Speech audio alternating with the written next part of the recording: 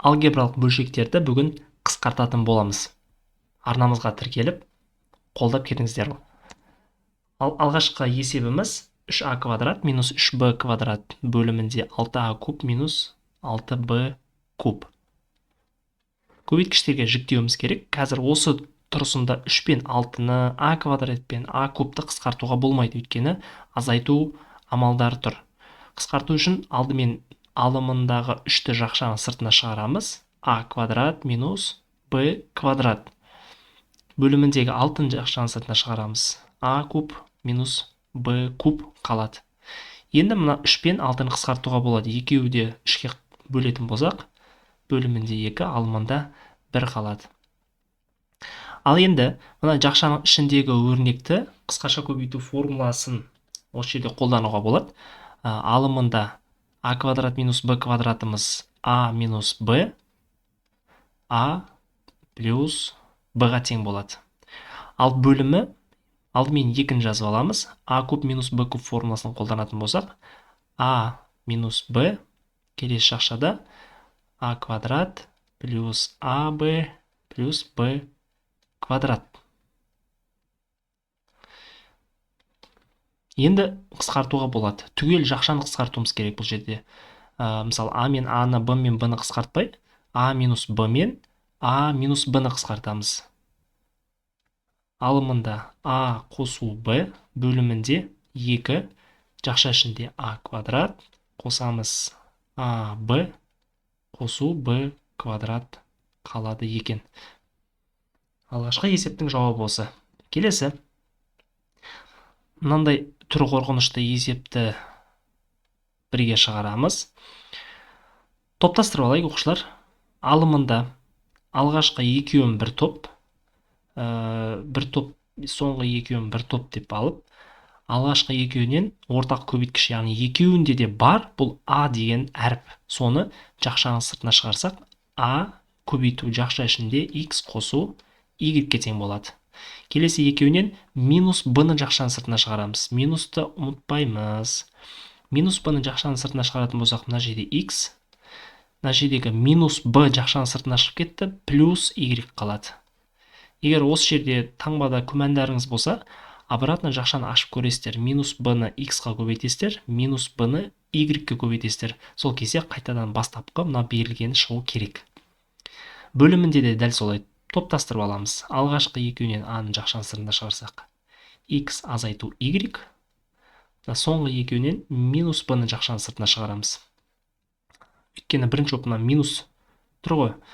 Минус b-ны жақшаның сыртына шығарсақ, жақшаның ішінде x, мына жерде минус b-ны шығардық. Мына таңбаның плюстың орнында минус y қалады. Тең бөлшекті сызамыз. Бірінші алымында екеуінен де ортақ бұл x плюс y көріп тұрмын. Y жазылған. Сол x плюс y-ті жақшаның сыртына шығарамыз. Келесі жақшада мына а қалады. Бірінші x плюс y-ге көбейтіліп тұрған а-ны жазамыз. Азайту b. Бөлімі x минус y. Соны жақшаның сыртына шығарамыз. Көбейту, жақша ішінде а, азайту б. Енді қысқартуға болады. Жақшаны түгелмен қысқартамыз. Бұл жақшалар қысқартуға болмайды, өйткені таңбалары әр түрлі. Жауабы x плюс y, x минус y. Келесі тапсырмамыз m квадрат плюс 2m плюс 1 алымы. Алымы, оқушылар, бұл қысқаша көбейту формуласына келіп тұр. m квадрат плюс 2m көбейту 1 плюс 1-дің квадрат. Яғни а плюс b-ның квадратына келіп тұр. m плюс 1-дің квадраты деп жазсақ болады. Ал бөлімі қысқаша көбейту формуласына келмейді. Бұл жерде түрлендіріп алуымыз керек.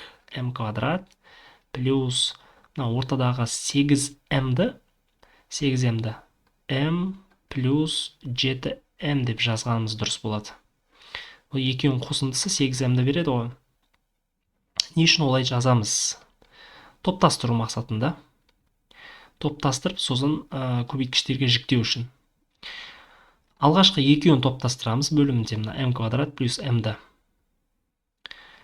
Одан біз m-ді жақшаның сыртына шығаруымызға болады. Мына m квадраттың біреуі шығып кетті, m қалады. Плюс m жақшаның сыртына шығып кетті ғой, орнында 1 қалады. Егер алдында коэффициент болмаса m-нің, онда 1 деп жазамыз. Плюс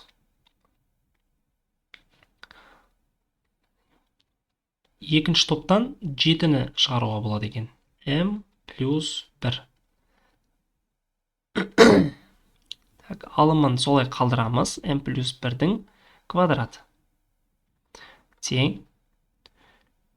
Бөлімінен m плюс 1-ді жақшаның сыртына шығарамыз. Көбейту, жақшаның ішінде m плюс 1 шығып кетті, оған көбейтіліп тұрған өрнек қалады. Яғни m қосамыз 7. Алымын көшіріп жазамыз.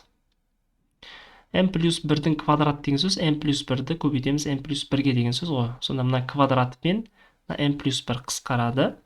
Жауабы алымында m плюс 1 бөлімінде m плюс 7 қалады.